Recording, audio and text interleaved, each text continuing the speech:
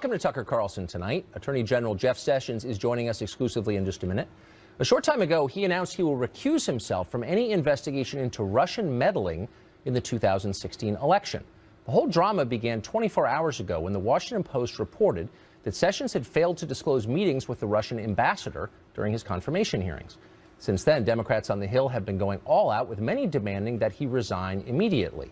The president, meanwhile, issued a statement tonight describing the attacks on the attorney general as, quote, a witch hunt. Attorney General Sessions joins us now. Mr. Attorney General, thanks for coming on.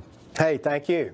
So here's the timeline as I understand it. On January 10th, you were asked during your confirmation hearings by Senator Franken if you'd had any contact with the Russians, and you took that to mean in your capacity as a surrogate for the Trump campaign.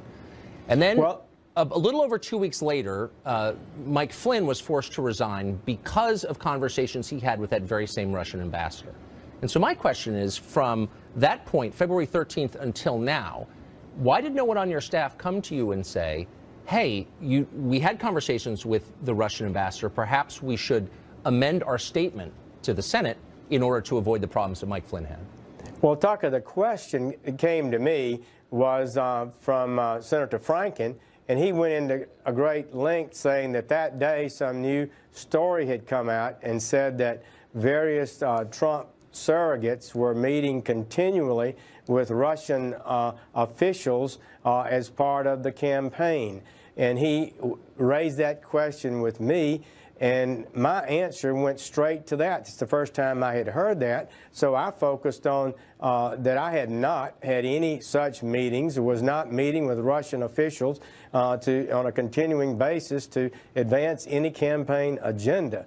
Sometime before that, I had met in my office in an official way with the Russian ambassador. And so that was the answer I gave, and I think it was an honest answer, Tucker.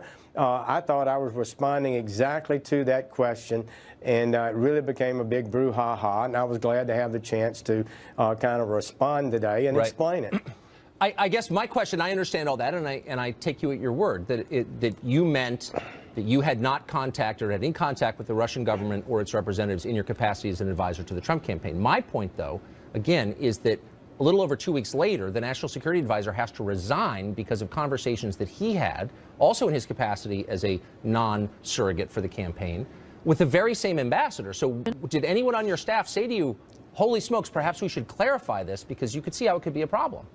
No, I never gave that a thought, never considered it. I don't believe anyone ever mentioned that to me. In quite different circumstances to me, Tucker, unrelated. Okay. Just had, go ahead. I had a meeting in my office with two senior staffers, both retired military people, non-political, and we had a meeting with some 25 ambassadors in recent months while I was senator, and the Russian ambassador was just one of them. Right, but he was also at the very center of countless news stories and of accusations by Democrats that the campaign was influenced, pardon me, by the Russian government. So it just seems like a red flag might have arisen. What was the nature of your conversation? It's hard to give you better. I think earlier that they did not pertain to the campaign, and yet there was an indication today from an administration official that there was conversation about the campaign. If you could clarify. I don't know what that would be referring to, but I would just say that we had a conversation that he came in and we talked about a number of issues. One of them was the Ukraine, and we had a disagreement over that. The Ukrainian ambassador had been into my office for a meeting the day before, and so we had a little disagreement over the Ukrainian issue.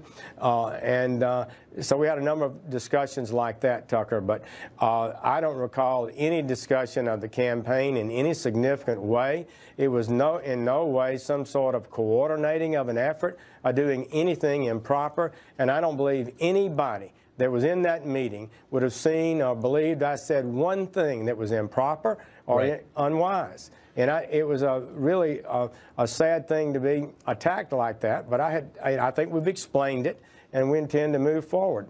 According to news reports, you met twice with the Russian ambassador in person, Ambassador Kislyak, and had one phone conversation with him. Is that the extent of your contact with him, those three?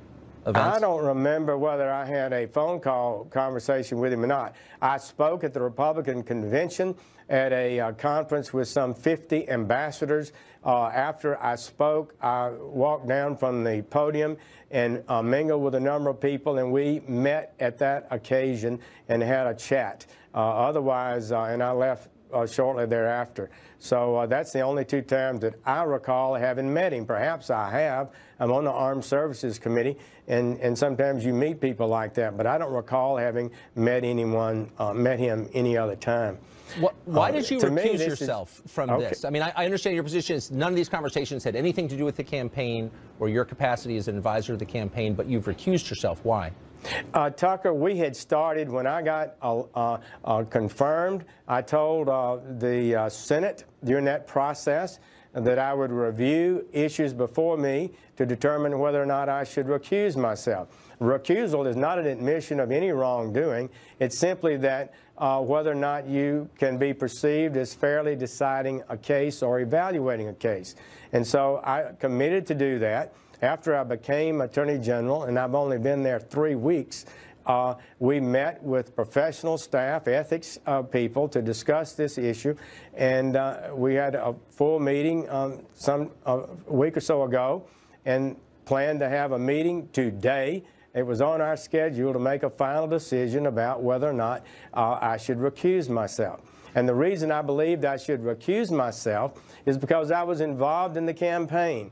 To a degree, I think it would have been perceived is that I wouldn't be objective in participating in an investigation that might involve the campaign. I do not confirm or deny any investigation. I just felt like I should clear the air, and we were moving toward that end even before this latest flap.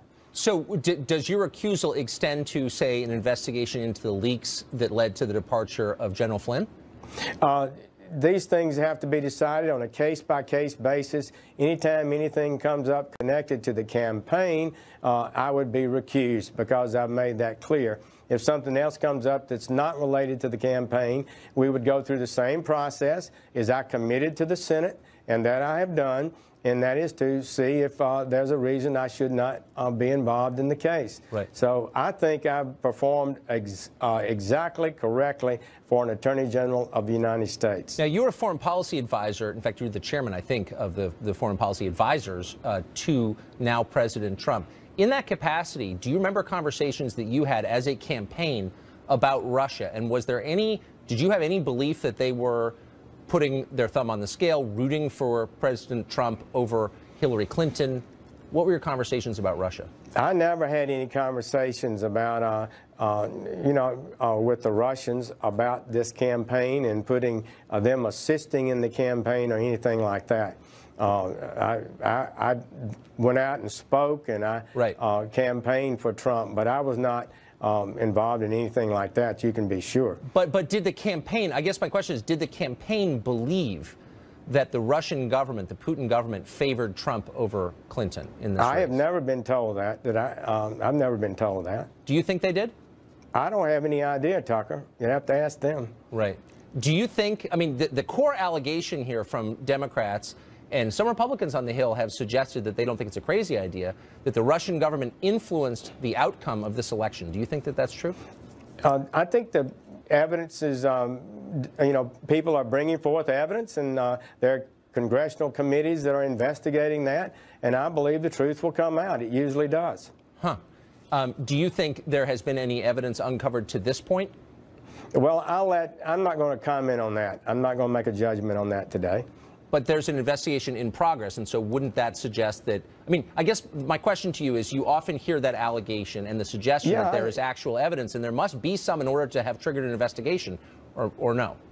Well, you know what in the newspapers, and you know that the Congress is investigating now, and the intelligence committees and other committees may also investigate. So that will just have to play out, and as it always does in a democracy. So we just received a call from your office, and I'm hearing from my producer that they are saying that there was not a phone call between you and the Russian ambassador. That's been included in press accounts. Was there? I don't recall any such phone call. You don't recall any such phone call. Do you think that if this investigation, which I presumably you can't comment on, is going forward. You just said that suggests that there is evidence. Is there some other point to it? What is the point exactly of this investigation? I am not going to comment even of the existence of an investigation. That's improper for the Attorney General to do so, and I will not comment on that. That's part of the standards of the Department of Justice. Right. So your position is you're just recusing yourself from any investigation into anything relating to the Trump campaign. I've made that statement clearly in writing as to what we recuse, what I've recused myself on. Okay. Yes. And will you be amending the congressional record or the official record as to your testimony on January 10th about your meetings with Russia? I'm going to submit, yes, a supplement to the record. My response went to the question, as I indicated, about the continuing surrogate relationship that I firmly denied and correctly denied, and I did not mention in that time that I had met with the ambassador, and so I will definitely make that a part of the record as I think is appropriate. So my final question is, why do you think the Russian ambassador wanted to meet with you a couple of times? What was their objective, do you think? I didn't have a meet with him a couple of times, Tucker. I met with him after I spoke, and we chatted on the floor of this meeting, and then he called to meet with me. I literally met with 25 ambassadors during this period of time, and many of them were attempting to sell their country, assert the issues that they thought were important to their public safety and their issues that they felt were necessary for them. And I just listened, frankly. Very little occurred in those meetings, but I kind of enjoyed them. It was a good experience. Well, I don't think it implicates you to describe what their agenda is, but it is of interest to everybody else. I mean, they clearly went out of their way to talk not just to you, but to other members of the Senate and to General Flynn, et cetera. I mean, but they were clearly trying to sell their position on something. And what was your impression about what their objective was? Like, what was the issue that mattered most to them? You know, I'm not sure. The thing that really caused him to push back was a discussion of the Ukraine, as I recall. And as I described it, everything everybody else said about the Ukraine and what Russia did was wrong, and everything Russia did was right. He was sort of the old-style ambassador, in my opinion, and that was perhaps the thing that he wanted to share. But I'm not sure what was primarily on his mind. Huh. Have you asked the people who are in the meeting, the one sit-down meeting with the two military aides, their recollections of this? A little bit, yes. We've discussed it. Huh. And their memory is the same as yours? They don't recall exactly, but Ukraine was at the center of it. Right. So the question here is, I don't believe there's anything wrong with a United States senator meeting with an ambassador from Russia. Right. You know, I see you ask a lot of questions about it, and that's fine. But I think it was a perfectly reasonable meeting. I had professional, non-political staffers with me, and we discussed some important international issues. I learned something perhaps in that meeting. I usually did. And so that's what happened. People were, ambassadors were coming by to see me pretty often. So the president, whom you serve, has described these questions as a witch hunt and has said that we need to investigate the leaks that have led to this and to a bunch of these different stories. Do you agree with that? Well, we are having a lot of leaks today in Washington that I do believe are troubling. A lot of it would appear to be in violation of the law, and it's an unhealthy trend, and we've got to do better about it. I do believe every department needs to take a greater interest in maintaining proper security. Do you see this as a witch hunt? I don't think what was said about that meeting I had with the Russian ambassador was legitimate. I think it was hyped beyond reason, and I think it was unfair. I was glad to be able to address it today. Attorney General Jeff Sessions, thanks all for joining us. Appreciate it. Thank you.